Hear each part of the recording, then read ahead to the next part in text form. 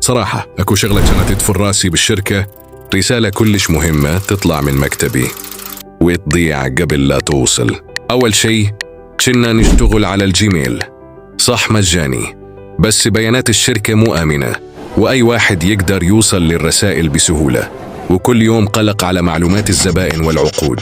بعدين حولنا على اكسشينج ونفس المشاكل اتكررت وبقت تصير مشاكل، والرسائل ما توصل والبريد الداخلي يتأخر والمرفقات تضيع بين المكاتب. بس من اعتمدنا نظام التراسل من دار النظم كل شيء انقلب. الرسالة توصل بثواني، المرفقات بأمان، والإشعارات توصل للكل مباشر. تدري شنو المفاجأة؟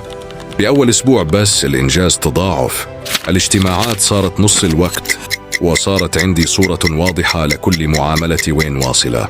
نظام التراسل مو بس خلصنا من الورق وخلانا من نرسل رسالة نعرف الشخص شافها لو بعده. هذا هو اللي انطانا سيادة إلكترونية حقيقية، لأن السيادة تبدي من رسالة. ومع دار النظم كل رسالة صارت تمثل قوة مؤسستنا.